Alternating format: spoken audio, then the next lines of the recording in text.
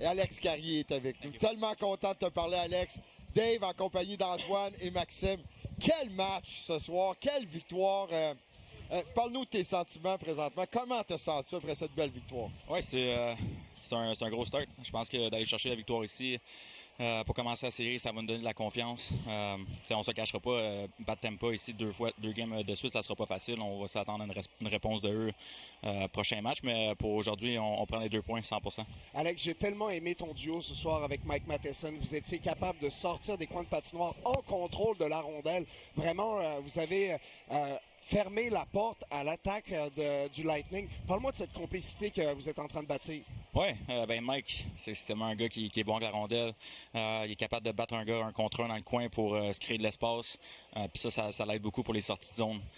Évidemment, on n'a pas beaucoup joué ensemble cette année. On a joué ensemble l'an passé. Puis on n'a pas besoin de beaucoup de reps pour être à l'aise ensemble. Mike, il est facile à jouer avec. C'est un bon joueur. Puis il a été notre meilleur défenseur de l'année. Là, Alex, sois honnête. Là, c'est sûr que tu as joué d'une ligue de bière quelque part parce qu'on dirait que tu n'as rien manqué du tout. C'était incroyable comment tu patinais sur la glace ce soir. On dirait que tu n'as rien manqué. À quel point tu étais content de revêtir l'uniforme ce soir? Oui, vraiment content. Le staff a fait un excellent travail. Je suis resté à Montréal, j'ai pu patiner à chaque jour, donc on a fait du conditioning pas mal avec pas de rondelles, fait que c'était moins plaisant, mais ça l'a payé pour ce soir.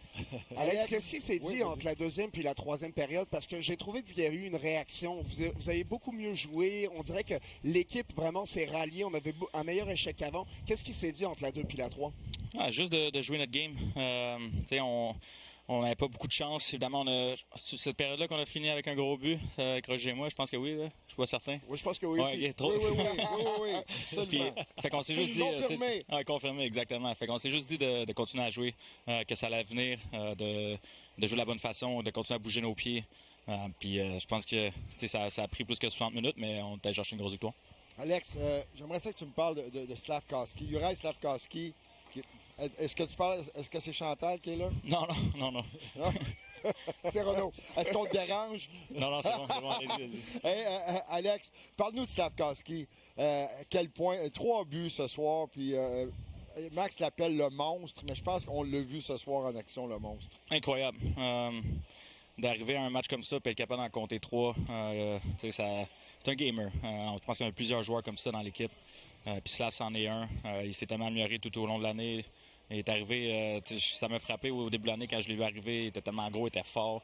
Puis toute la saison a été dominante pour nous. Puis là, il l'a encore fait ce soir. Parlant de gros efforts, parle-moi d'Anderson en série. Lui aussi, là, il y a un personnage de série incroyable. Grosse mise en échec ce soir. Je trouve qu'il y a un impact majeur sur le match. 100%. Andy, c'est un gamer.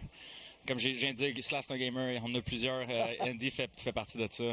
On sait que quand on arrive en série, il va être là pour aller nous chercher du momentum. Évidemment, il y a un gros but en plus. Il y a une des plus grosses mises en échec que j'ai vues cette année. Donc, on sait qu'il se présente à chaque soir. Puis, il fait les petits détails, que ce soit les mises en échec, que ce soit un des bons bâtons.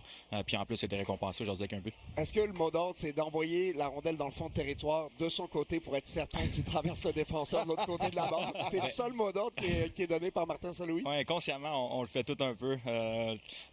Pour avoir joué contre, c'est pas le fun de l'affronter. Fait que je suis content de l'avoir de mon bord pour cette série-là. Hey, Alex, dernière question. J'en reste qu'une dernière, OK? On s'attendait justement qu'il y ait beaucoup d'animosité entre les deux clubs, beaucoup de trafic devant votre filet, qu'on essaie de déranger Dobèche ce soir. On l'a vu aussi. Comment vous avez négocié avec ça, puisqu'il y a un mot d'ordre dans le vestiaire?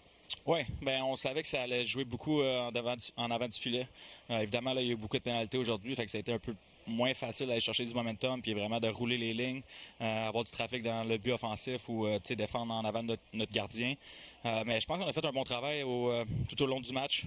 Ils n'ont pas eu beaucoup de lancers déviés, puis avec du trafic, on a fait un bon travail pour même les ailiers se replier au filet. Puis il faut continuer à faire ça.